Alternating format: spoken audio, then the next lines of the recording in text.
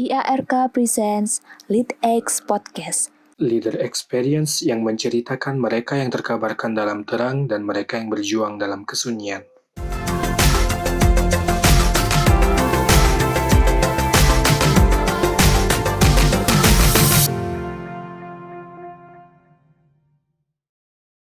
Assalamualaikum warahmatullahi wabarakatuh. Selamat datang di podcast Lead X bersama saya Abing Bob sebagai host dari podcast ini. Kita akan membahas cerita-cerita dari para alumni Rumah Kepemimpinan yang tentunya akan menginspirasi para pendengar. Apapun akan kita bahas di podcast ini karena alumni Rumah Kepemimpinan sudah ribuan dan punya banyak sekali cerita. Nah, di episode pertama ini kita akan mendengarkan cerita dari seorang alumni yang sangat luar biasa dan sangat konkret dalam sebuah pergerakan. Beliau ini juga merupakan sebagai ketua dari Ikatan Alumni Rumah Kepemimpinan periode 2021 sampai 2023. Siapa lagi kalau bukan Bang Muhammad Kamiluddin atau akrabnya dipanggil sebagai Bang Kamil. Nah, langsung saja mungkin kita tampilkan nih sosok Bang Kamil di layar podcast kita ini. Oke, sudah muncul Bang Kamil di layar podcast kita. Ini saya mungkin mau nanya dulu dari awal, Bang Kamil gimana nih Bang Kamil kabarnya hari ini? Assalamualaikum Mas Bob. Waalaikumsalam warahmatullahi wabarakatuh. Alhamdulillah kabar baik, selalu di rumah nih, WFH terus, tidak kemana-mana. Oke, karena masih pandemi dan masih tinggi juga ya Bang, jadi di rumah terus. Iya, kalau rumahnya betul. di mana nih Bang sekarang, Bang Kamil? Saya memang kebetulan alhamdulillah memilih rumah dekat UI ya, karena ini dekat dunia pendidikan sama hutannya ini membantu suasana di pagi hari itu sejuk banget lah. Oke. Di tengah kota yang banyak polusi. Oke, berarti cukup lama ya Bang Kamil di Depok dari zaman kuliah sampai sekarang. Berapa tahun tuh Bang di Depok? Saya di Depok sejak 2004 ya. 2004 sampai kuliah saya 2008. Kemudian habis itu off karena lanjut studi ke luar negeri sampai 2013. 2013 sampai sekarang itu di Depok lagi. Jadi kalau dihitung-hitung tuh sudah berapa tuh? 7 tahun tambah 4, berarti 11 ya, 11 tahun. 11 tahun di Depok. Ternyata Bang Kamil ini sosok yang setia juga ya dengan Depok. Iya. Oke Bang Kamil. Nah tadi menarik Bang Kamil sudah menyebutkan kalau Bang Kamil ini kuliah di UI sebelumnya di tahun 2004. Tapi sebelum kita masuk ke sana, mungkin kita pengen tahu nih lebih dulu tentang masa lalunya Bang Kamil. Bang Kamil ini dibesarkan di mana Bang Kamil dan gimana sih pendidikan Bang Kamil dari zaman dulu sampai sekarang? Nah mungkin itu dulu Bang untuk yang pertama. Ya. Jadi saya asli Madura. Saya lahir di Pamekasan. Di Madura itu ada 4 kabupaten. Salah satu kabupatennya itu Pamekasan. Jadi saya dari kecil menempuh pendidikan SD di SDN Cenlecen 2 di Pamekasan tuh. Kemudian saya tidak pakai TK karena saat itu belum ada ya. Kemudian lanjut ke MTSN Sumber Bungur, itu menjadi MTSN terbaik di Madura versi Kemenak ya, dan bahkan di Jawa Timur juga paling bagus lah gitu. Nah di MTS itu saya udah mondok, jadi saya di pesantren, kemudian saya masuk ke SMA, kemudian singkat cerita selesai dari SMA itu saya mikir, saya selalu tuh ini Bang Bob, jadi selama perjalanan hidup saya itu saya selalu mencoba hal-hal yang orang lain itu sedikit mencobanya gitu. Ketika misalnya lulus SMA, teman-teman saya banyak daftar di UNER, Unibrau di Jawa Timur gitu. Kemudian saya milih UI. Alasan saya milih UI itu bukan karena UI-nya bagus, enggak juga, lebih kepada karena saya pengen belajar bahasa Indonesia saja. Karena dari kecil sampai SMA tuh bahasa Madura terus saya bahasanya gitu. Terus medok banget kan, bahasa Indonesia itu medok banget, makanya saya pengen lepas lah dari teman-teman juga, pengen belajar bahasa Indonesia gitu. Ya Jadi menarik. simpel ke Jakarta saya belajar bahasa Indonesia secara tujuan ya. Secara Oke. tujuan nggak ketahuan orang lah, tapi pengennya emang memperlancar bahasa Indonesia gitu. Berlanjut. Ini alasannya menarik banget Bang Kamil. Ingin belajar bahasa Indonesia gitu. Nah itu gimana Ya, Bang? Ketika Bang Kamil udah masuk UI, kemudian kan kalau di UI itu beragam banget ya, dan bahasa Indonesianya itu udah ala-ala Jakarta gitu. Gimana Bang Kamil pas awal-awal menyesuaikan? Karena kan memang dari kecil sudah berbahasa Madura gitu, atau bahasa Jawa mungkin. betul. Jadi itu satu hal yang unik ya. Ketika masuk di UI kemudian bahasa saya medok tuh dari teman-teman tuh malah jadi pusat perhatian gitu ya. Jadi pusat perhatian tiap ada apapun tuh saya nominasi tuh. Misalnya ada lomba debat tingkat fakultas gitu ya. Saya masuk nominasinya tuh. Terus ada pemilihan ketua angkatan. Saya masuk nominasinya. Kemungkinan besar orang milih saya itu bukan karena kapasitas, bukan, lebih kepada kayaknya Kamil nih beda gitu ya. Terus saya juga kosakatanya sedikit ya. Jadi waktu masuk UI itu secara kosakata anak Jakarta tuh saya sedikit banget tuh, termasuk kata yoi, yoa gitu kan. Itu kan saya kadang mikir itu grammarnya gimana ya gitu. Dan ini ada kisah yang menarik banget nih Bang Bob. Ya, boleh, Bang, Kisahnya itu diceritakan. saya lagi duduk-duduk nih di depan metalurgi ya, ada gazebo kecil gitu sama teman-teman gitu. Kemudian ada satu teman tuh yang bilang, "Oh, ini si Tajir datang," gitu kan. Si Tajir gitu. Saya kan backgroundnya pesantren ya, belajar bahasa Arab yang namanya tajir itu kan pedagang ya, jadi pedagang. Kemudian ketika si mahasiswa ini turun dari mobil, wah ini pedagang nih gitu kan. Akhirnya saya tanya, emang dagangannya apa gitu. Nah dari situ saya ngerti bahasa bahwa oh tajir itu adalah mahasiswa yang relatif kaya gitu ya. Dan jadi pelan-pelan saya belajar juga di situ karena saya ngerasa tajir itu pedagang di kosakata saya. Kemudian ketika ketemu dengan mereka ada kosakata itu, saya salah nanya. Nah itu diketawain sama teman-teman kan. Ketika diketawain kayak gitu, ya menjadi pribadi yang unik secara tidak langsung di tengah interaksi dengan mereka gitu. Oke, berarti mungkin memang karena keunikannya Bang Kamil ini jadinya orang-orang tahu gitu ya, kalau oh ini Kamil nih gitu. Betul. Tahu kemudian merembet tuh. Itu efek-efek sampingnya adalah ngerembet ke oh Mas Kamil ini dari pesantren. Sehingga ketika ada doa buka puasa bersama atau apapun, saya udah jadi spesialis tuh. Padahal mungkin banyak teman-teman saya yang emang background pesantrennya banyak, tapi nggak terungkap gitu kan. Iya, betul. Kalau saya kan natural tuh, perjalanannya natural. Dan saya memang orangnya suka tampil ya, jadi nggak pernah jarang nolak gitu ya. Mas Kamil doa, siap gitu. Okay. Saya juga nggak tahu konsekuensinya. Maksudnya itu di depan dekan, di depan ini kan saya juga nggak tahu. Gitu.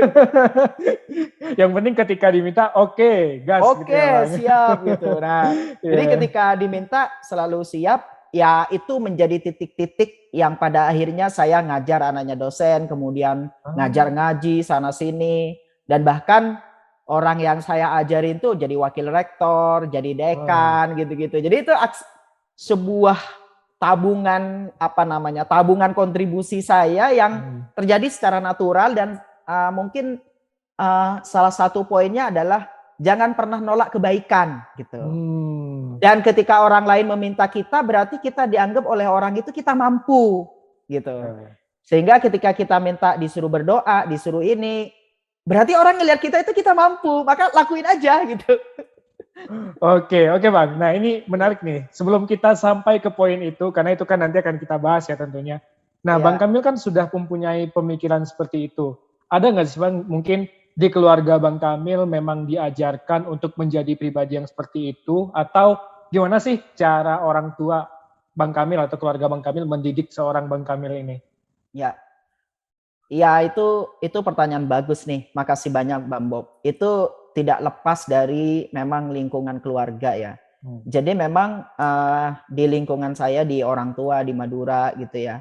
Kalau ada intinya kalau Bang Bob ke Madura misalnya mampir di rumah saya itu nggak akan pernah kelaparan gitu. Wes. Jadi itu suatu hal yang mungkin akan menjadi poin plus gitu dari orang Madura. Terus saya dari kecil sampai SMA tuh Bang Bob, bahkan sampai saya kuliah itu saya nggak punya dompet Bang Bob. Karena secara tidak langsung doktrin orang tua itu apa yang kamu peroleh itu kamu keluarkan gitu. Jadi kalau kita punya uang ibaratnya 100.000 kita dapetin hari ini, ya kita juga harus berpikir gimana nih ngabisin 100.000 ini untuk bermanfaat sama orang gitu. Artinya memang belum ada sebuah niatan untuk semacam kasarannya itu memperkaya diri, menabung diri enggak. Karena memang kita ngelihat alam sekitar itu jauh lebih membutuhkan dari kita gitu. Nah itu yang ngebuat saya di keluarga sendiri itu pokoknya ngebantu terus gitu. Bahkan kalau ada orang meninggal gitu, nenek saya, ibu saya itu bisa berada di tempat yang meninggal itu sampai berhari-hari gitu. Mulai dari memandikan, kemudian mensolatkan dan semua aktivitas pertanian itu ya ditinggalin dulu. Nah kayak gitu kan melekat ya sama saya secara pribadi gitu. Oke, jadi memang dari keluarga pun juga dicontohkan ya Bang, kita itu dalam membantu orang lain atau kita dalam bergerak gitu, kita harus totalitas juga gitu ya Bang. Betul. Oke. Tidak pernah diajarkan secara tekstual sih. Jadi kita ngelihatnya secara perilaku. Jadi secara tekstual itu nggak pernah tuh. Jadi kalau saya juga pulang ke Madura Bang Bob, walaupun saya udah kuliah di UI gitu ya, saya pulang ke Madura itu dari orang tua, pecinya dipakai, sarungnya dipakai, pergi ke guru sana gitu kan. Ya udah ketika saya pulang ke Madura itu selalu rutin silaturahim ke semua guru yang pernah ngajarin saya gitu kan, yang masih terjangkau gitu. Karena itu memang kayak semacam sebuah tradisi lah gitu. Yap. Oke, berarti memang dicontohkannya dari perilaku dan akhlak dari lingkungan keluarga juga. Nah, kan Bang Kamil ini tadi masuknya pesantren dan sekolah-sekolah Islam. Apakah memang keluarga Bang Kamil itu dari pesantren, Bang, dibesarkannya, atau itu pilihan Bang Kamil secara pribadi gitu untuk menimba ilmu di pesantren yang memang basic Islamnya itu lebih kuat dibandingkan ilmu pengetahuannya secara umum? Iya. Emang di pesantren itu karena mungkin di orang tua juga ya. Karena cita-cita orang tua saya itu terutama ayah itu saya menginginkan saya adalah menjadi guru, menjadi pendidik gitu. Dan saya tahu betul kenapa, karena pendidik itu ternyata adalah orang-orang yang tidak dibayar pun itu mampu untuk mengajar ke pelosok-pelosok. Itu yang terjadi di desa kan. Makanya saya dimasukin ke pesantren, dan pesantren itu ada masa pengabdian. Setelah lulus itu kan mengabdi ke daerah-daerah terpencil gitu. Nah, bagi orang Madura itu sebuah kebanggaan ngajarin ngaji. Bahkan orang tua saya itu sangat menekankan banget terkait dengan ilmu agama. Saya itu di mungkin umur 7 tahun udah belajar bahasa Arab ya, sudah. Jadi makanya saya ketika MTS gitu, semua pelajaran bahasa Arab itu saya udah lewat. Jadi saya udah expert lah di situ, karena di situ kan masih baru belajar karena berkaitan dengan teman-teman yang dari umum kan. Nah, sedangkan saya udah lebih cepat lah secara pembelajaran gitu. Gitu Mas Bob. Ya menarik ya. Nah, kemudian dari pesantren Bang Kamil masuk UI. Kalau dari orang tua nih Bang Kamil, ketika Bang Kamil memutuskan masuk UI, itu gimana Bang dari orang tua? Nah, itu menarik. Jadi saya mengerti orang tua saya. Maksudnya mengerti itu dalam artian orang tua saya ini kan hanya tidak lulus SD ya. Jadi dua-duanya ini tidak lulus SD. Kemudian ayah saya tuh pernah nyantri gitu ya. Tapi ya tahun berapa, udah lama sekali gitu. Yang mereka tahu itu adalah cuma ujian dan lulus gitu kan. Maka dari itu yang saya lakuin, saya ngikutin semua ujian. Jadi sebenarnya saya juga gambling Mas Bob. Masuk UI itu tidak serta-merta masuk juga. Pakai SPMB, pakai PMDK waktu itu, pakai nilai raport itu saya gagal mau masuk HI UI kan. Dan kemudian saya daftar STAN, daftar berbagai semua tes yang ada saya daftarin. Nah, tinggal kesempatan terakhir itu adalah SPMB ya. Waktu itu SPMB kesempatan terakhir. Maka saya pakai strategi. Saya pakai strateginya adalah saya pilih UI pilihan pertama, kemudian yang kedua saya pilih universitas yang universitas tersebut baru dan belum ada pendaftarnya lah. Intinya kursi yang tersedia 150 yang daftar masih 100-an. Jadi pasti diterima gitu. Nah, karena saya harus laporan ke orang tua saya lulus gitu. Dan saat itu teman-teman saya itu kan sudah ikut kursus, sudah ikut berbagai les-lesan yang bisa lolos SPMB dengan cepat gitu. Nah, saya waktu itu juga nggak punya uang ya, jadi saya ngebantu orang tua aja di petani gitu, ngebantu nyiram di sawah gitu-gitu, sampai pelaksanaan SPMB. Entah gimana itu, alhamdulillahnya semuanya tidak lolos kecuali UI. STAN saya nggak lolos, kemudian tes-tesan yang lain juga nggak lolos. Yang lolos hanya UI gitu. Dan berjodohnya di UI ya, maksudnya berjodohnya di akhirnya UI. Iya dapatnya di UI. Ya. Dan waktu itu kan saya belum punya HP, di rumah juga nggak ada HP gitu ya. Kemudian untuk ngelihat pengumuman UI itu kan hanya melalui koran gitu. Akhirnya ya ada sepupu saya yang membeli koran di kota gitu, kemudian nyari nama saya di situ, kemudian dibawa ke rumah gitu. Jadi waktu itu secara informasi juga masih sangat susah lah ya gitu. Oke. Ini terus waktu itu kan masih susah juga informasinya, terus Bang Kamil akhirnya sampai juga di UI gitu ya Bang. Itu apakah memang, dan Bang Kamil di sini dari jurusan teknik metalurgi ya Bang? Betul. Nah itu apakah memang pengen masuk teknik metalurgi atau ya udah yang penting saya masuk UI gitu dan berkuliah di UI? Oh enggak, saya juga survei. Oke. Surveinya tuh dalam artian karena saya suka di matematika, suka di jurusan eksak lah. Kemudian saya juga survei kalau sipil tuh gimana. Nah, akhirnya saya menyimpulkan jurusan yang paling cocok buat saya adalah metalurgi gitu. Oke. Tapi sebelumnya pengen masuk HI Bang, tadi saya dengar. Nah, karena itu nggak tahu. Jadi waktu itu kan ada undangan PMDK ya. Kemudian di HI itu kan ada, saya mikirnya HI itu kan ibaratnya tuh, oh jadi diplomat, oh saya punya kemampuan bahasa Arab nih, gitu kan. Salah satu peluang yang bisa saya lihat adalah ya HI itu, gitu kan. Oke. Gitu. Jadi, oh ternyata HI nggak seperti itu juga, gitu. Untung nggak masuk. Jadi kalau sekarang kan udah enak ya Mas Bob ya, ada kakak kelas yang bisa ngejelasin dengan detail gitu. Betul. Kalau dulu kita itu nebak-nebak ini jurusannya apa sih kira-kira gitu. Dan waktu itu internet juga masih susah ya Bang untuk diakses. Susah. Apalagi di daerah ya, belum ada. Oke. Nah kemudian ini kita masih dalam pendidikan Bang Kamil nih. Kemudian Bang Kamil melanjutkan untuk studi di luar negeri di Arab. Nah itu kenapa Bang? Kenapa Bang Kamil pada akhirnya memilih Arab?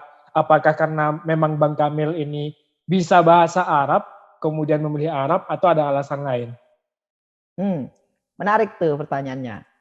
Jadi saya adalah orang yang mengambil sebuah pepatah itu one step ahead gitu. Jadi kita harus berpikir satu langkah ke depan.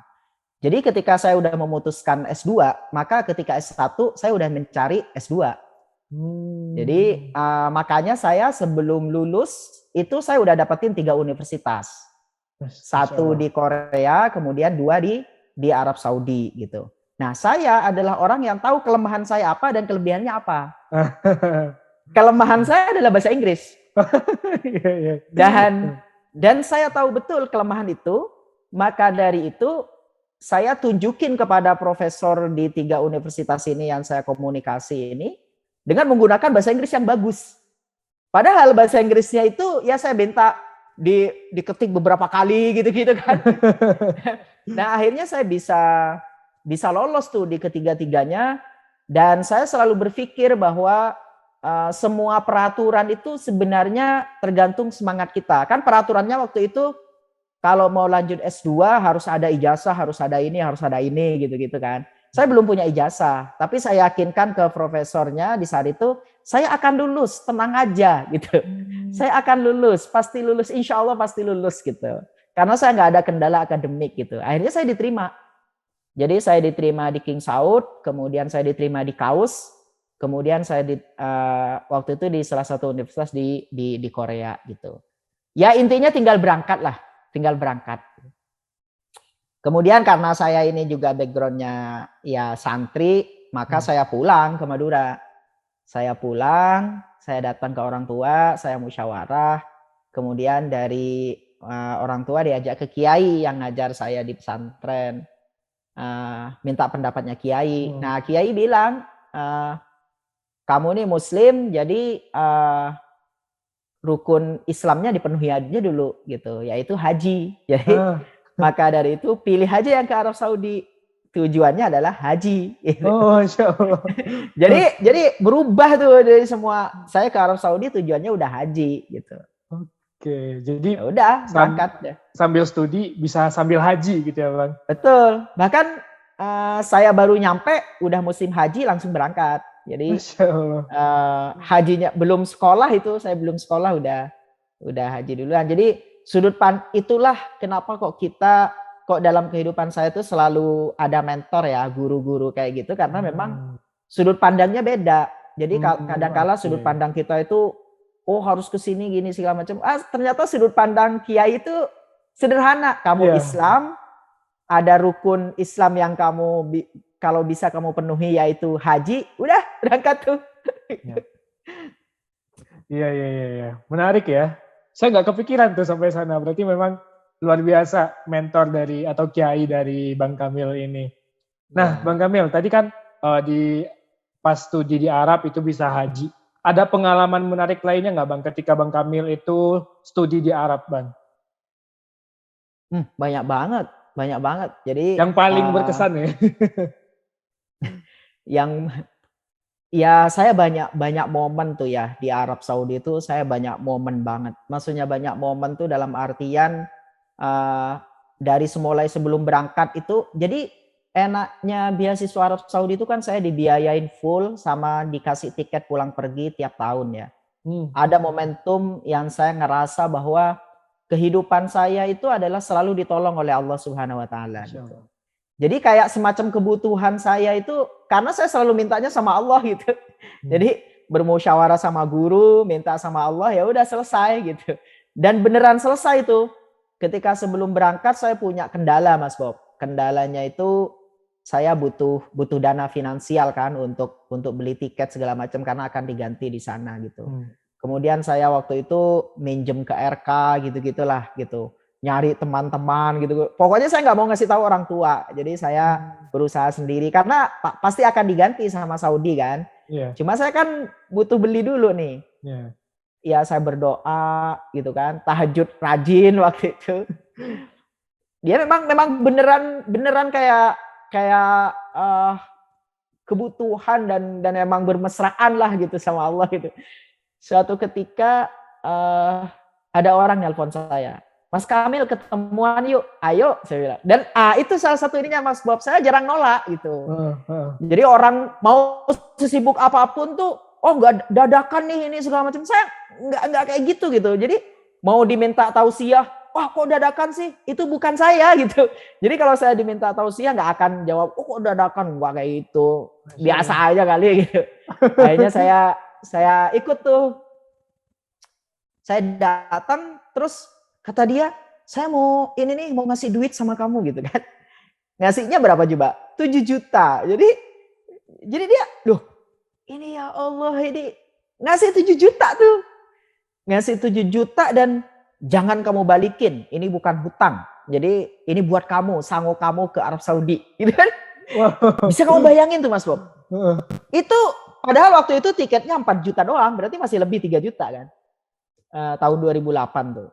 Dan habis itu saya tanya ke dia, saya tanya ke beliau nih, apa sesuatu yang harus saya berikan kepadamu kira-kira gitulah. Beliau jawabnya kayak gini, saya nggak butuh apapun, duit itu buat kamu, tapi saya butuh didoakan agar saya bisa haji. Masya Allah. Simple doa dia. Simple. Akhirnya ketika saya ke Arab Saudi itu di depan Ka'bah ya saya berdoa spesifik buat orang tersebut, ya Allah mudahkanlah semua urusannya untuk agar beliau bisa haji gitu. Karena Allah itu punya banyak cara ya. Dan itu tahun 2008, kemudian tahun 2010 saya itu ditelepon seseorang. Saya kan udah di Arab Saudi tuh. Iya. Kamil, saya sudah mendarat di bandara di Jeddah gitu. Ini siapa gitu kan. Ternyata orang itu adalah orang yang ngasih duit ke saya 7 juta ketika saya sebelum berangkat. Jadi ya itu saya jadi speechless Bang. Memang ya Allah itu memang memberikan petunjuk-petunjuk dan menolong kita itu dari mana aja, kapan aja, dan dari siapa aja ya Bang. Betul. Dan saya ngerasa tuh ya Allah ini. Jadi kalau kita berpikir ini ya bisa minjem ke bank, kemudian cicilan gitu-gitu, udahlah mintanya sama Allah aja gitu. Dulu saya ya pengalaman kayak gitu banyak Bang Bob. Itu masih sebelum berangkat ya Bang Bob ya. Belum ketika di Arab Saudi. Wah itu banyak banget tuh. Ketika di Arab Saudi saya itu puasa gitu ya. Puasa Senin gitu. Kemudian lagi pengen makan yang enak gitu. Saya keluar dari asrama gitu ya. Kemudian jalan-jalan keluar, tiba-tiba ada orang Arab bilang, sini gitu kan. Saya samperin. Pertanyaan dia satu, apakah kamu hari ini berpuasa? Iya, saya puasa. Dan saya juga nggak ngerti maksud dia apa juga. Ketika dia tahu bahwa saya berpuasa, dia bilang, kamu ambil semua makanan di sini dan kamu bawa pulang, kemudian kamu makan. Saat kamu berbuka, doakan saya, gitu. Ya Allah. Nah, kejadian-kejadian kayak gitu banyak banget di Arab Saudi dan mungkin salah satu hikmahnya ya kita bertemu dengan orang tuh natural. Kalau diajak silaturahim datang, kemudian kalau diminta bantuan apapun tuh datang gitu. Saya banyak kisah di sini nih yang menurut saya tuh ya luar biasa lah, dan saya nggak pernah kekurangan kalau secara finansial ya. Nggak pernah tuh. Dan itu di luar prediksi. Dan bahkan saya bisa pulang pergi dari Arab Saudi ke sini, ke Indonesia itu dibayarin tiket pesawat sama orang gitu-gitu tuh biasa tuh. Oke. Ini kita baru ngobrol tuh beberapa menit tapi udah banyak hal yang saya dapatkan nih dari Bang Kamil. Di mana sosok Bang Kamil ini memang orangnya itu pantang menyerah gitu ya, dan Bang Kamil ini sosok yang memang humble banget nih kelihatannya ketika ada yang meminta sesuatu. Kalau humble sih enggak kali ya. Jadi humble Bang sepertinya, karena ketika ada orang yang minta sesuatu dan ngajak ketemuan, Bang Kamil menyanggupi gitu. Berarti Bang Kamil memang sosok yang kayak siap sedia gitu ketika tadi ya yang di awal Bang Kamil sudah menyampaikan juga, ketika orang yang membutuhkan kita, berarti memang kita mungkin dianggap mampu untuk hal tersebut. Betul. Jadi kenapa kita harus menolak? Wah, ini luar biasa banget nih. Nah, ini bisa banget nih buat para pendengar podcast ini untuk diambil pelajaran tersebut. Nah, ngomong-ngomong nih Bang Kamil kan ya sudah beberapa tahun, udah banyak pengalaman selama Bang Kamil dari kecil sampai sekarang, sampai Bang Kamil sudah bekerja juga, punya buah hati juga. Nah, Bang Kamil ada nggak sih Bang turning point dalam hidup Bang Kamil gitu, yang membuat Bang Kamil itu menjadi Bang Kamil seperti sekarang gitu? Ya, banyak sih Mas Bob. Turning point-nya tuh banyak. Turning point-nya itu pertama ketika saya masuk ke UI, itu saya ngerasa gap antara orang kota sama desa itu jauh sekali. Jauh sekali, dan bahkan menurut saya itu saya sampai waktu itu sampai berkesimpulan ya, orang kota nih sebenarnya sombong banget gitu ya. Ya waktu itu kesimpulan-kesimpulan kecil lah yang saya sempat miliki gitu, karena di luar sana itu di daerah gitu ya, orang mau makan aja susah, ini makanan banyak bersisa gitu kan. jadi di situ turning point-nya tuh banyak banget gitu. Nah, ada satu titik di saya itu baru masuk di UI Mas Bob. Kemudian ada beasiswa untuk anak tidak mampu gitu. Kemudian saya lagi duduk nih sama teman-teman yang lagi mau tes gitu. Saya tanya nih ke teman sebelah nih, emang orang tua kamu apa kok ngajuin beasiswa ini gitu kan. Dia jawab ini, orang tua saya itu supir truk bang. Dan hanya akan ibaratnya tuh bisa makan kalau dia bisa dapetin orderan di hari itu gitu. Maka dari itu saya, berarti saya ini masih orang beruntung gitu ya. Saya anaknya petani walaupun nggak punya apa-apa, tapi orang tua saya masih bisa makan gitu. Saya akhirnya berhenti Mas Bob. Jadi saya tidak mencari beasiswa yang sifatnya itu harus bersaing dengan anak-anak yang tidak mampu gitu. Maka dari itu saya cari beasiswa RK, Rumah Kepemimpinan gitu kan. Kemudian saat itu saya juga jadi penjaga perpus. Pokoknya saya jual tenaga saya aja. Saya jaga perpus, kemudian saya jadi ngangkatin galon, pengangkat galon itu. Jadi di asrama UI itu setiap ngangkat galon ke tempat mahasiswa itu dapetin 1.500. Itu saya kumpulin tuh. Pokoknya semua, bahkan saya tiap hari tuh ngelihat koran ya, kan di koran tuh ada lowongan pekerjaan ya. Jadi saya teleponin ke wartel waktu itu ya, pergi ke wartel, nelpon lowongan pekerjaan. Akhirnya saya bekerja karena bagi saya ini nggak pantas dapetin beasiswa walaupun saya orang miskin gitu dan ibaratnya tuh miskin secara finansial ya, orang tua saya nggak punya duit apa-apa, terus saya berjuang ngebiayain diri sendiri gitu-gitu kan.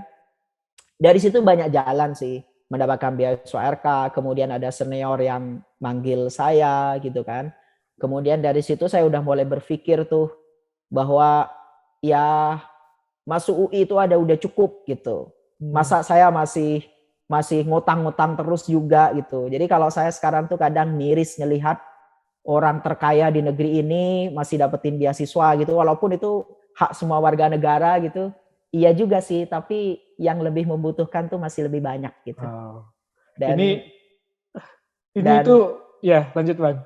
Karena logikanya bukan sekedar logika sesuai aturan atau semua warga negara berhak gitu, tapi ada logika yang menurut saya itu tidak bisa dibahasakan gitu. Jadi banyak orang yang sangat miskin banget, kemudian dia pengen sekolah dan tidak bisa mendapatkan, walaupun tidak bisa mendapatkan beasiswa itu, walaupun ini sebenarnya secara konteks juga tergantung tempatnya ya, tapi bagi saya ketidakadilan tuh masih banyak gitu. Dan itu yang menjadi titik poin saya ketika itu waktu kuliah di UI. Maka dari itu saya langsung mikirin gimana caranya saya bisa ngebangun daerah saya. Nah di situ saya udah mulai banyak berpikir, banyak program, kemudian program pertanian, program bagi hasil tani, ternak, segala macam. Wah itu benar-benar banyak tuh. Gitu. Iya, oke. Nah ini luar biasa banget ya Bang. Ini tuh mindset yang jarang gitu saya menemukan orang seperti Bang Kamil ini, di mana padahal Bang Kamil mungkin memang membutuhkan juga pada saat itu, tapi ketika Bang Kamil melihat ada orang yang lebih membutuhkan daripada Bang Kamil, akhirnya Bang Kamil mendahulukan orang-orang tersebut dan Bang Kamil memilih untuk pada saat itu tidak mendaftarkan beasiswa tersebut. Ini itu jarang banget nih saya menemukan orang seperti Bang Kamil ini. Luar biasa. Nah, tadi kan Bang Kamil sudah sempat menyinggung juga tuh Bang Kamil pada akhirnya memikirkan banyak program untuk membangun daerah dan lain sebagainya. Nah, kalau Bang Kamil sendiri nih sekarang lagi terlibat dalam proyek apa aja nih Bang? Apakah ada juga proyek dalam membangun daerahnya atau hanya sebatas di profesi yang saat ini sedang Bang Kamil jalani? Ya, saya itu adalah orang yang merasa tuh kalau aktivitasnya dikit tuh pusing gitu. Jadi pasti saya akan nyari kesibukan. Salah satu kesibukan saya adalah ngebangun daerah itu jalan. Kalau saya ada program tahunan itu kurban, itu tahunan tuh. Yang kurban itu udah ada, wah itu dampaknya besar juga sampai 1.200 paket. Dan saya ngelihat sih metode seperti ini se-Jawa Timur kayaknya masih, se-Madura lah kayaknya masih besar ya gitu. Saya nggak tahu di berbagai tempat yang lain, maksudnya besar itu dalam artian karena memang metode saya ini kan beda. Jadi saya cuma memindahkan orang-orang yang mau berkurban di kota, tapi dia tidak terlalu punya banyak uang gitu ya. dengan mau dapetin kualitas yang sama. Nah, cuma dipindahin tempatnya di daerah saya gitu. Itu separuh harga kan. Dan tahun ini tuh ada sekitar 200 sekian juta lah perekonomian tuh bergerak dengan gara-gara kurban kayak gitulah kira-kira gitu. Kemudian kalau yang sifatnya harian,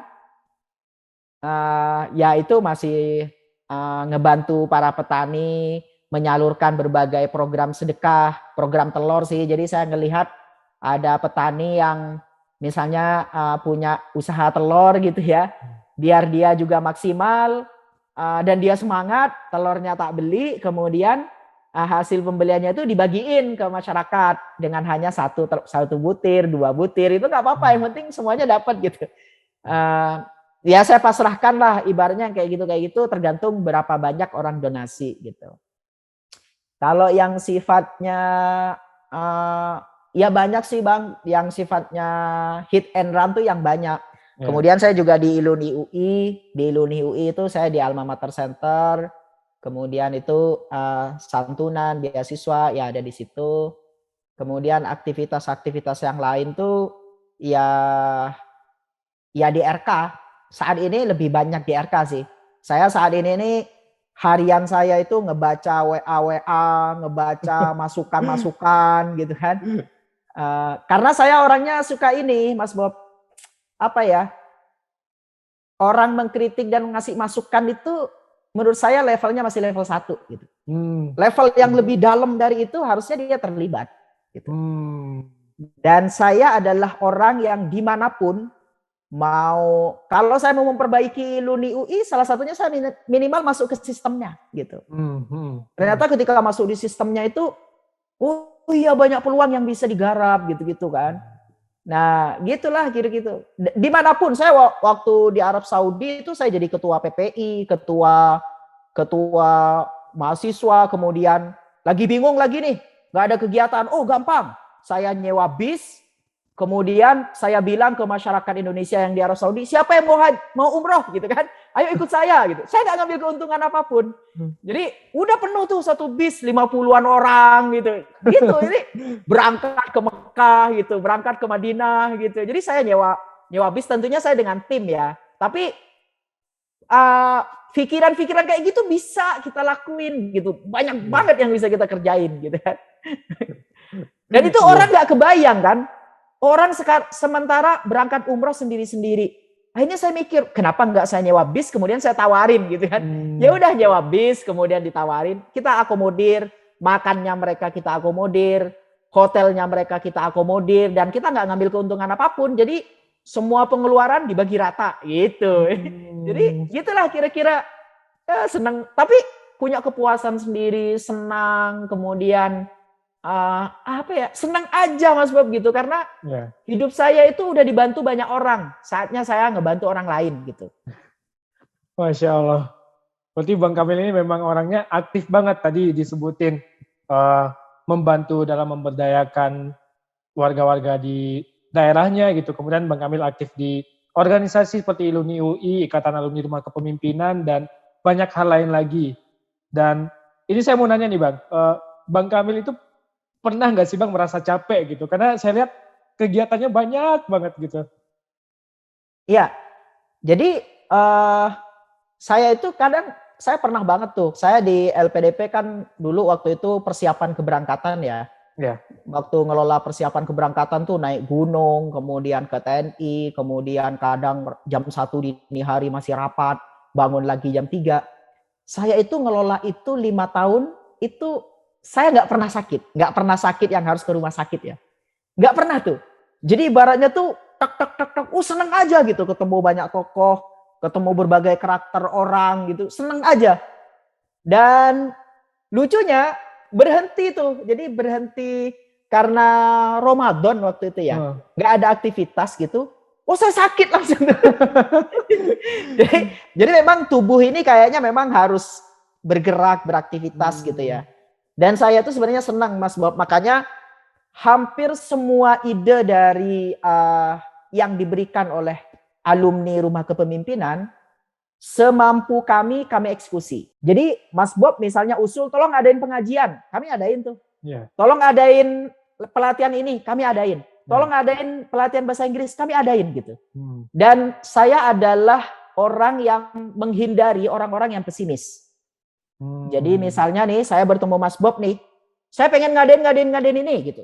Terus Mas Bob celetuk, oh nggak bisa bang, gini-gini. Pasti rapat kedua saya nggak suka tuh ada Mas Bob tuh. Gitu kira-kira. Jadi ini orang nih ngeganggu semangat saya nih gitu. Kira-kira gitu. Jadi saya itu dengan orang-orang pesimis tuh atau orang banyak alasan gitu ya. Saya itu sensitif saya. Jadi saya tuh bisa marah tuh. Mungkin itu nggak baik ya, cuman itu naluri saya itu jalan. Jadi naluri saya itu jalan ketika saya punya ide A, B, C, D segala macam. Yang dibutuhkan saat itu oleh Mas Bob ketika saya ngungkapin itu hanyalah dukungan. Jadi itu saya adalah declaration sebenarnya, bukan sebuah permintaan persetujuan.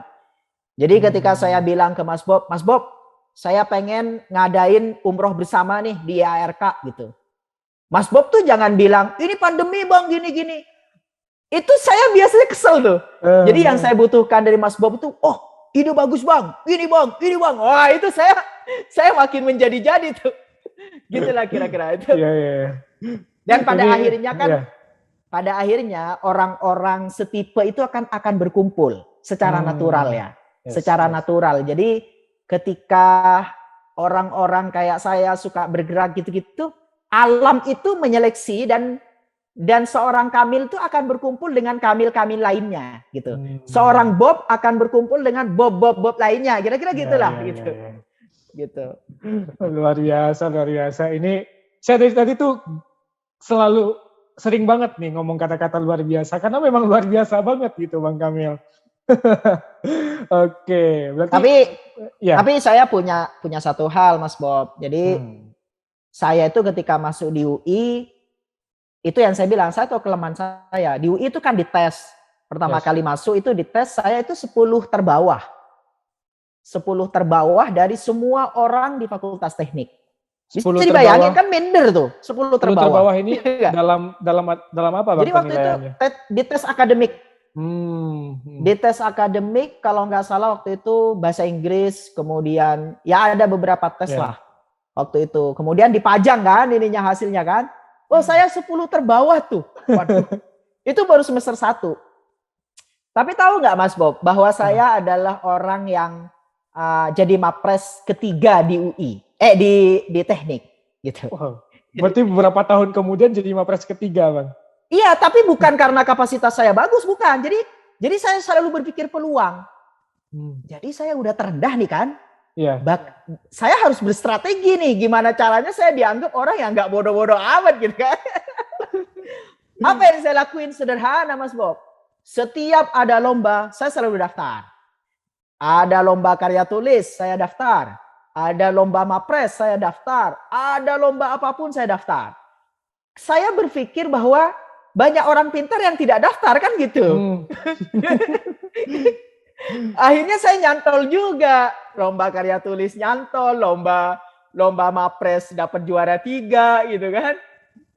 Itu kadang saya ketawa sendiri tuh. Jadi akhirnya itu kan mengubah image juga. Jadi ketika di depan dosen gitu, oh Mas Kamil nih mapres juga ya gitu. Padahal mungkin orang lain yang pintar-pintar tuh nggak daftar gitu kan. Menarik banget nih tips dari Bang Kamil nih. Ya. Oke Bang Kamil, tadi kan berarti tadi pas saya nanya Bang Kamil pernah capek atau enggak, justru malah ketika Bang Kamil tidak berkegiatan gitu ya, malah sakit gitu pada saat waktu capek, ibaratnya capek lah kalau nggak ada kegiatan. Ya, malah capek, jadi memang harus berkegiatan terus. Nah ini kita mungkin mulai masuk nih Bang, tadi Bang Kamil sudah mention beberapa kali alumni rumah kepemimpinan dan lain-lain sebagainya. Nah kemarin gitu pada saat pemilihan ketua Ikatan Alumni Rumah Kepemimpinan yang sudah berlangsung beberapa bulan lalu, itu ada nama Bang Kamil dan Bang Kamil terpilih nih menjadi ketua IARK. Nah, itu apa sih Bang yang mendorong pada akhirnya Bang Kamil mau terlibat dalam kepengurusan Rumah Kepemimpinan ini? Iya, jadi di IARK ini kan menarik ya, karena Hmm. alumni-alumninya hebat-hebat, kemudian sudah menjadi ada manajer, ada ketua jurusan di berbagai universitas, ada yang mapres, macam-macam kan banyak banget tuh. Ya. Tapi memang akhirnya mungkin banyak alumni juga yang minder mau ngurusin gitu. Oh, ada yang lebih hebat, ada yang lebih hebat gitu kan. Ya, ya, ya, Nah, ya, ya. kadang di tengah-tengah kayak gitu bagi saya peluang nih gitu. Iya. Peluang nih, oh daftar gitu misalnya, terus diterima gitu. Nah, gini Mas Bob, ada satu rules yang di dunia ini Mas Bob harus tahu. Apa tuh, Jadi Bang?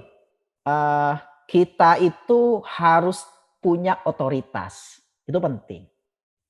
Jadi banyak orang nih yang memimpikan perubahan, ngeritik sana sini, tapi dia lupa, dia tidak memperjuangkan otoritasnya. Gitu. Jadi kamu nih bisa ngerubah RK, kalau kamu hanya sendiri berkiprah di luar mengharumkan nama RK, itu biasa aja. Belum masuk ke ranah sistemnya. Tapi Mas Bob ada lowongan pemilihan direktur RK gitu, daftar, wah itu luar biasa tuh. Karena nanti Mas Bob akan punya otoritas, di otoritas itu Mas Bob bisa memberikan banyak program, banyak perubahan gitu-gitu. Nah, salah satu motivasi saya di berbagai organisasi manapun, saya butuh otoritas. Gitu. Makanya Mas Bob kalau pengen menjadikan saya sebagai ketua di organisasi manapun, saya bukan butuh pamer apa segala macam, enggak. Saya butuh otoritas. Maksudnya otoritas itu dalam artian kalau saya punya ide ini, sejauh apa sih saya bisa mengeksekusi? Dan kalau saya jadi ketuanya, bawahan saya nggak setuju, saya bisa lakuin otoritas saya, kan gitu. Iya. Tapi tergantung seberapa. Tapi saya tetap memperhatikan berbagai masukan gitu ya. Kayak misalnya mau ngadain acara apapun gitu, kritikan, masukan itu ada. Tapi sebagai leader kan harus mengambil keputusan. Sebagai seorang ketua, saya harus menggunakan otoritas saya untuk mengambil keputusan, kan gitu. Dan seorang leader kalau terlalu banyak pertimbangan, itu keputusannya nggak ada. Dan itu yang penting. Jadi otoritas itu menurut saya penting gitu. Makanya kalau ada di antara rekan-rekan itu amanah itu jangan diperebutkan gitu. Kalau bagi saya enggak, amanah itu harus diperebutkan. Karena dengan kita mempunyai amanah, kebermanfaatan kita kepada orang lain itu akan besar. Gitu. Dan tergantung niat kita loh. Emang di IARK kayak misalnya organisasi manapun yang saya ikutin, saya nggak punya kata orang, setiap orang tuh saya nggak punya kepentingan apa-apa. Oh enggak, saya punya kepentingan. Kepentingan saya adalah bermanfaat sama orang lain gitu. Jadi saya punya kepentingan, bisa dibayangkan ya Mas Bob ya, bisa dibayangkan nih. Saya ngadain program pengajian gitu. Kemudian Mas Bob ngaji di situ, kemudian dari situ dapetin manfaatnya. Berdasarkan pengetahuan Islam yang saya ketahui adalah saya akan mendapatkan pahala dari pahalanya Mas Bob dari hasil pengajian yang saya lakukan. Yang saya jadi panitianya di situ. Tanpa mengurangi pahalanya Mas Bob. Kan kira-kira gitu. Terus banyak orang juga mengkritikan ke saya misalnya gitu. Bang Kamil, kenapa sih satu program dipublish, ini publish kok kayaknya pamer banget gitu. Loh, masalahnya adalah saya butuh pertanggungjawaban publik. Saya butuh banget. Kenapa? Saya minta donasi gitu misalnya. Donasi untuk ngebangun RK gitu. Terus saya diem-diem aja. Oh enggak. Saya butuh untuk mempublikasikan ini loh hasil yang kamu kemarin usulkan. Ini loh hasil yang kamu kemarin donasikan. Gitu. Ini loh yang kemarin saya janjikan. Kan gitu. Jadi kenapa sih orang selalu punya sudut pandang itu pamer ini segala macam? Kosakata itu udah saya hapus dari pribadi saya. Jadi saya udah kebal dengan kayak gitu. Jadi mau di organisasi manapun ya, saya udah pokoknya saya ngerjain program ini saya harus publish. Karena bagi saya itu adalah janji saya ketika ngebikin gitu. Dan Mas Bob harus garis bawahi ya, ketika saya bilang saya, itu berarti saya dan tim lah gitu. Ya. Jadi ini penting banget. Maka dari itu sebenarnya Mas Bob sebagai alumni RK juga jangan pernah bosan kalau saya sering ngirim berbagai informasi atau tim saya ngirim berbagai informasi. Karena itu betul pertanggungjawaban kami terhadap semua masukan yang ada. Lo itu udah kami eksekusi lo mau apa lagi ya? Coba gitu, kira-kira gitu. Good point. Wah, mantap banget nih Bang Kamil. Nah, tapi Bang, memang apa sih Bang Kamil potensi ikatan alumni rumah kepemimpinan ini yang Bang Kamil lihat gitu? Banyak banget Mas Bob. Jadi gini, saya itu kerja di LPDP ya. Kemudian saya aktif di Alumni UI. Kemudian saya ngelihat flyer berterbangan. Kemudian ada orang ngisi di Kemenkyu, ada orang ngerti di kementerian ini. Kemudian ada pelatihan penulisan segala macam. Itu kadang saya gemes. Ini kan semuanya alumni RK nih, gitu kan? Ini kenapa sih di IARK sendiri kok belum terpotensikan ini? Ini udah dipakai di mana-mana, gitu kan? Ada di kegiatan ini, jadi moderator ini, jadi narasumber di sini, mendirikan startup ini itu segala macam, gitu kan? Ini kan semuanya alumni RK. Saya tahu karena itu teman-teman saya ketika saya dulu dapetin RK, gitu kan? Dari situ saya ngelihat harapannya itu bisa ditularkan ke adik-adik kita gitu. Jadi harapannya bisa ditularkan ke adik-adik kita. Jadi orang-orang yang udah berkiprah dimanapun, kalau kita lihat ya alumni RK di semua partai itu ada gitu kan. Di semua lembaga training itu ada, di semua lembaga hukum itu hampir semuanya ada gitu kan. Kemudian ketika ngelihat channel TV ada Oce Madril, ini kan alumni RK gitu kan. Lihat ini alumni RK. Iya, kadang tuh itu menurut saya potensi yang luar biasa dan sekarang dibutuhkan orang yang bisa ibaratnya tuh melihat potensi ini untuk bisa diduplikasi ke adik-adiknya gitu. Dan mudah-mudahan ini bisa dilihat oleh teman-teman kita di pengurus IARK ya untuk mempotensikan ini. Makanya kami selama ini nih Mas Bob, pokoknya ada alumni yang jago saham gitu, udah pembicara di sana sini, kita jadikan program gitu kan. Ada alumni yang jago bahasa Inggris ngisi acara di sana sini, kita jadikan program. Kira-kira gitulah gitu. Oke. Ya, menarik ya Bang ya. Tadi mungkin seperti yang disampaikan juga oleh Ustadz Musoli gitu, bahwa alumni RK ini ada di mana-mana gitu dan harusnya itu tidak kemana-mana. Kita masih bisa di dalam satu naungan yang sama yaitu Ikatan Alumni Rumah Kepemimpinan. Tadi bagus juga tuh Bang Kamil bilang, alumni jadi pembicara di sana sini, keren di sana di sini gitu. Tapi kok di RK-nya sendiri belum muncul sih kayak gitu. Jadi itu harus kita munculkan juga dan agar menginspirasi juga untuk yang ada di bawahnya gitu. Ini menarik banget. Nah Bang, kalau misalnya nih saya tanya gitu, apa sih yang ingin banget Bang Kamil bawa di periode kali ini di IARK? Bagus banget nih, pertanyaan bagus banget. Dan ini fundamental sebenarnya. Jadi yang ingin saya bawa di IARK ini, dan insya Allah sudah dikerjakan oleh tim saya gitu di kepengurusan adalah kami melakukan 2 analisis secara natural, yaitu analisis keinginan dan analisis kebutuhan. Analisis keinginan adalah kita pengen ngelihat sih keinginan alumni RK itu apa gitu. Kadang saya japri, tapi memang harus turun tangan. Jadi kayak saya turun tangan. Nge-zoom dengan berbagai alumni, kemudian ngejapri berbagai alumni, nelpon berbagai alumni gitu. Saya pengen tahu masukannya apa gitu. Tapi dari semua masukan itu kan adalah keinginan, ya kan? Keinginan mereka gitu. Dan saya juga harus dengan tim saya harus melakukan yang kedua, yaitu analisa kebutuhan. Sebenarnya alumni IARK ini secara kebutuhannya apa sih gitu. Dan saat ini yang kami lakukan adalah mengetahui berbagai kebutuhan. Ternyata ketika kemarin disurvei tentang kesehatan gitu ya. Ternyata malah yang kita prediksi mereka akan berbicara COVID, ternyata enggak gitu. Ternyata kebutuhan alumni itu ternyata kebanyakan di masalah menangani obesitas, menangani hal-hal yang luar biasa ya gitu. Dan ternyata itu kan kebutuhan tuh. Nah, dengan kebutuhan kayak gitu, maka di kepengurusan kami di saat ini adalah kami fokus kepada kebutuhan. Karena dengan kebutuhannya ini, kalau mereka udah terpenuhi, insya Allah makin rekat hubungan satu sama lain, bisa saling kenal, dan bahkan nih ada dalam forum, misalnya forum pengajian nih, udah dapat, atau forum training IELTS gitu, udah gabung dalam satu forum, kemudian saling tunjuk, loh kamu alumni RK juga, oh kamu alumni RK juga.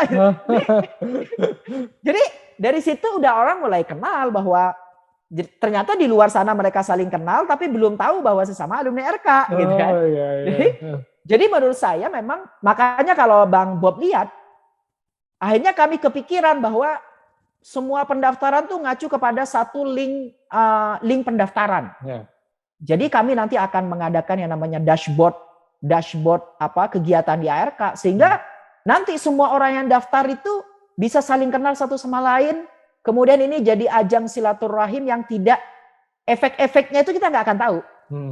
Karena bisa jadi nih ketika pertemuan saya dengan Mas Bob kayak gini nih, dan saya di dunia pekerjaan saya ada orang butuh MC, oh Mas Bob gitu kan gitu. Jadi nggak pernah tahu tuh. Dan betapa banyak dalam kehidupan saya itu sendiri banyak orang misalnya berterima kasih kepada saya, Bang Kamil terima kasih nih.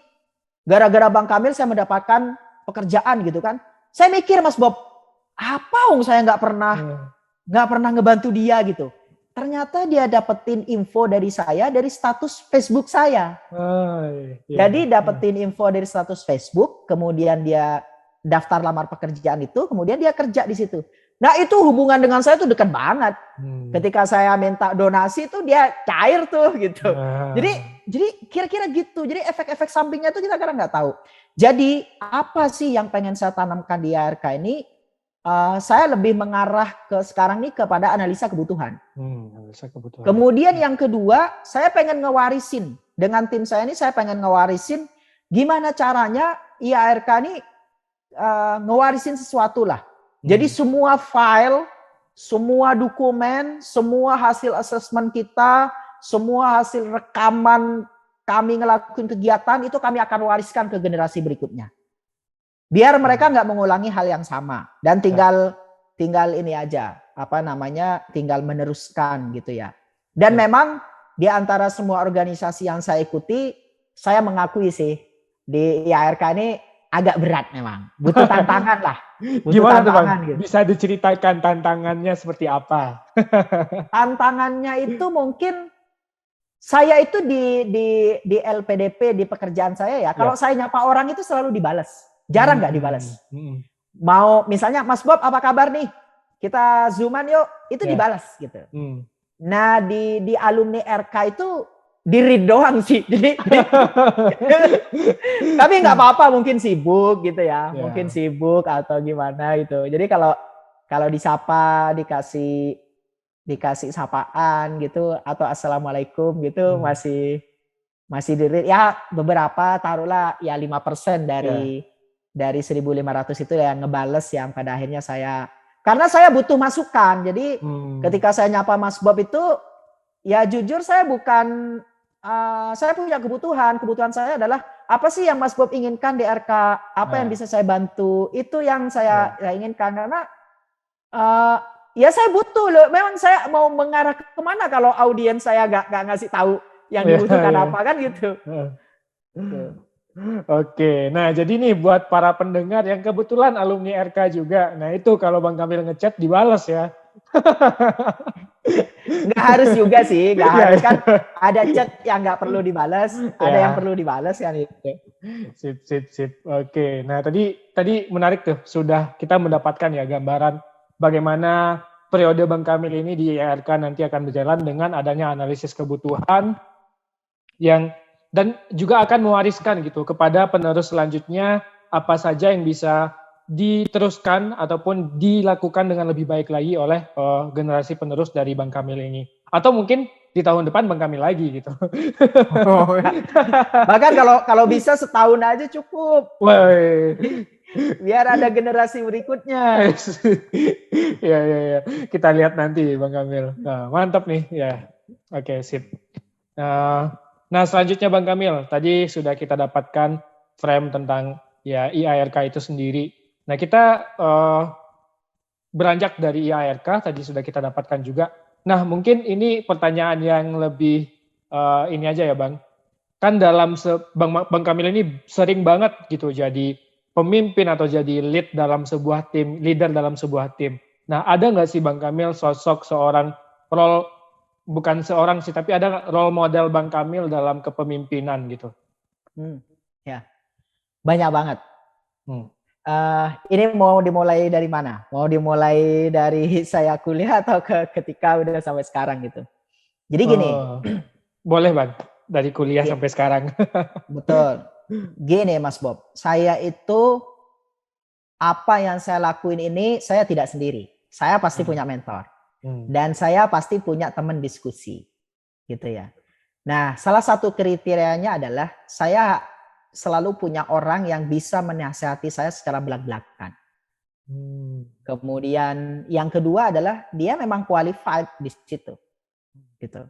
Kemudian yang ketiga itu ketika menasihati saya itu orang menasihati orang ketahuan tuh dari hati atau di luar hati itu ketahuan.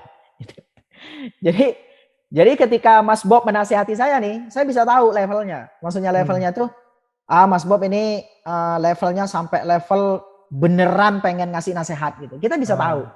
Nah dari mana kita bisa tahu kayak gitu? Sense. Itu yang namanya kalau dalam Islam tuh basiroh ya. Jadi dan sense itu hanya bisa dilatih ketika kita banyak berinteraksi dengan orang. Makanya kalau saya secara pribadi, saya kuliah itu 80% saya gunain untuk ngurusin orang lain, yaitu organisasi. Dan EPK saya bagus. EPK saya 3,4 sekian. Sedikit lagi nyaris kompor gitu. Tapi 80% saya gunain untuk ngurusin orang lain. Gitu. Jadi kalau saya waktu kuliah tuh 80% saya gunain untuk organisasi. Jadi makanya saya males banget misalnya ketemu mau rapat nih sama Mas Bob, mau rapat tentang bimbel gitu ya. Tiba-tiba Mas Bob izin, Bang Kamil saya izin nih karena besok saya ujian gitu. Saya itu marah itu. Kenapa marah? Karena bagi saya adalah rapatnya malam ini, ujiannya kan besok. Jadi itu sebenarnya nggak boleh tuh dibenturin tuh kayak gitu. Nah, siapa yang bisa nanemin kayak gitu kan berarti saya punya mentor tuh. Banyak banget. Saya akan sebutin beberapa nama ya. Salah satunya tuh Bang Bahtiar Firdaus. Itu tokoh yang menurut saya ya gimana ya? Bang Bah itu masalahnya hadir gitu ya. Ketika di berbagai acara itu hadir dan kalau marahin saya itu ya belak-belakan, Mil kamu nggak boleh gini gitu. Dan saya butuh orang-orang kayak gitu. Kamu nggak boleh gini segala macam. Walaupun pada akhirnya saya harus punya sikap sendiri kan. Oh enggak Bang, karena pertimbangannya begini saya harus melakukan ini kan gitu. Tapi orang kayak gitu saya butuhkan. Makanya orang kayak gini nggak akan saya lepas dan ya itu guru saya lah gitu. Kemudian kalau misalnya terkait dengan spiritual, kemudian terkait dengan arah tujuan yang belum ketahuan, itu saya biasanya ke kiai saya gitu. Tapi di ranah organisasi itu Bang Bah gitu. Kemudian Bang Aji salah satu inspirator saya juga, Bang Aji. Bang Aji kan tipe yang analisanya itu dalam ya gitu. Analisanya dalam, kemudian Bang Aji adalah tipe yang di belakang layar gitu. Nah, di belakang layar kan terus tidak frontal gitu kan. Nah, kalau saya kan tipe orang yang frontal. Kalau saya berada dalam sebuah forum kemudian saya nggak setuju, saya pasti ngomong gitu. itu udah pasti itu. Itu udah pasti gitu. Dan karena bagi saya nggak apa ya ibaratnya ya, perubahan saya selalu mengingat tuh kayaknya sebenarnya pengen cepat gitu-gitu ya. Makanya saya tuh kadang dalam sebuah organisasi saya akan pilih orang-orang yang bisa ngimbangin saya tuh selalu saya pilih gitu. Jadi kalau role model ya di ARK yaitu Bang Bah, Bang Aji, kemudian ada Pak Musoli juga. Cuman saya ini Mas Bob, saya pilih-pilih. Maksudnya kalau kebutuhan ini kira-kira ke siapa. Jadi kita harus bisa memetakan itu. Jangan semuanya ke Bang Bah, kasihan beliau juga gitu. Jangan semuanya juga ke Bang Aji, jangan kasihan juga. Bahkan kalau misalnya saya mau meneruskan ke Arab Saudi atau ke luar negeri yang lain nih. Saya kayak gitu ke kiai datangnya. Jadi saya Iya, iya. jadi pertimbangan-pertimbangan kayak gitu penting gitu. Oke. Jadi berarti- kalau ditanya role model itu ya banyak, tapi Banyak ya, kira-kira orangnya adalah orang-orang yang udah terpercaya dan mumpuni lah gitu. Oke, berarti memang punya banyak mentor juga ya Bang, karena setiap orang itu akan memberikan masukan yang berbeda-beda sesuai dengan yang kita butuhkan. Betul. Ini betul. note banget nih untuk kita. Tapi kita harus punya jati diri. Jadi Yes. jangan terpengaruh sama orang. Kayak misalnya nih saya di IARK punya metode nyablek gitu ya. Maksudnya metode nyablek tuh dalam artian ngasih program ini kemudian nyapa banyak orang gitu segala macam. Nggak perlu saya menjadi orang lain, nggak perlu. Yep. Jadi saya itu adalah itu saya dari dulu sampai sekarang dan itu adalah metode saya gitu. Jadi mentor saya, oke, kita tetap akan ramu tuh, tapi keputusan akhir tuh ada di kita gitu. Jangan ketika kita menjadi orang lain, maka hati kita nggak akan tenang. Kemudian setiap ada kegiatan selalu merasa, oh nggak enak nih, perasaan dia gimana nanti, gitu-gitu. Jadi saya tuh nggak ada kayak gitu tuh. Iya. Oke, ini sosok Bang Kamil dari awal kita ngobrol sampai sekarang udah kelihatan nih Bang Kamil ini orangnya seperti apa.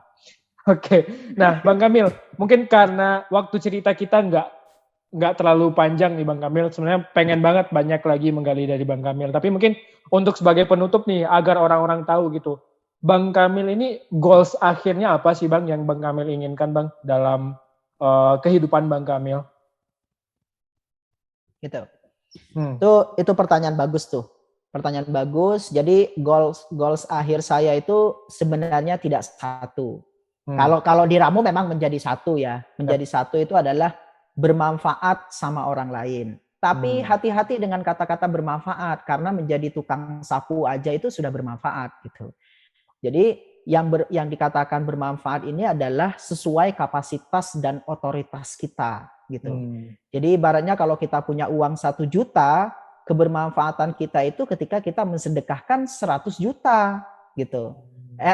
Ketika kita punya uang 100 juta, kebermanfaatan kita mensedekahkan 100 juta.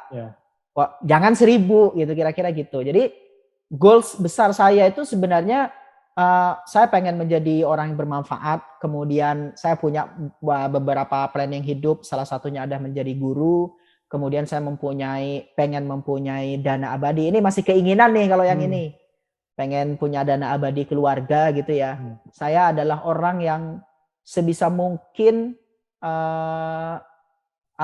ibaratnya tuh tidak membebani banyak orang gitu.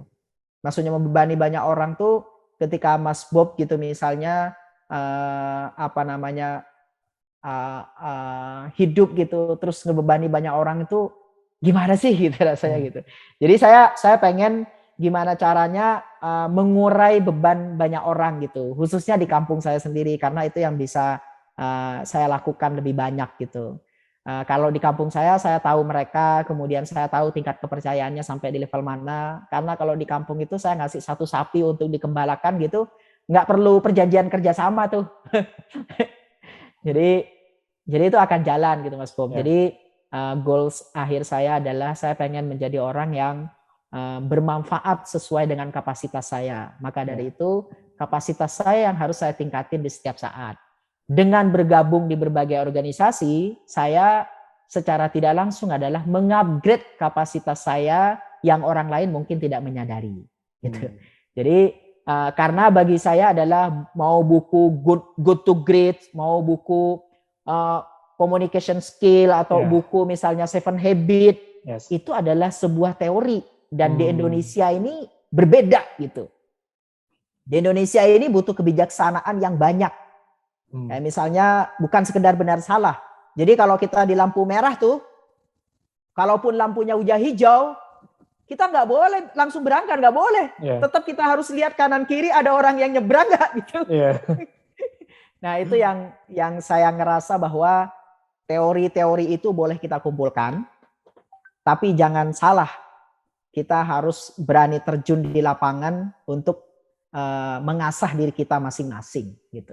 Makanya saya terima kasih sama orang-orang yang masuk di Ikatan Alumni Rumah Kepemimpinan, masuk dalam organisasi ngurusin orang lain gitu. Saya di Ikatan Alumni Rumah Kepemimpinan, mau 10 orang ngebantu saya, mau 5 orang, mau 20 orang, bagi saya adalah jumlah bukan masalah.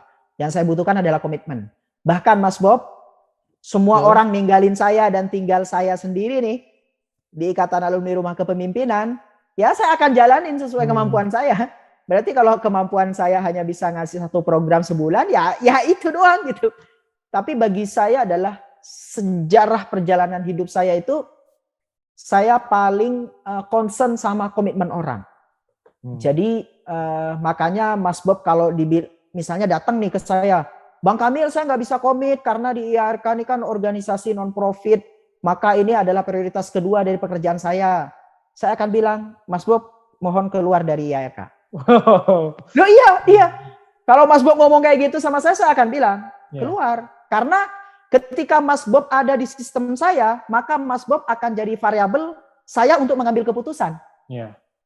Dan ketika Mas Bob menjadi variabel dan Mas Bob tidak komit, maka itu akan mengganggu perjalanan organisasi saya.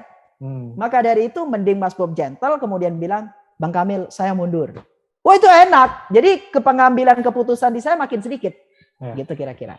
Tapi akan lebih keren kalau itu tidak terjadi.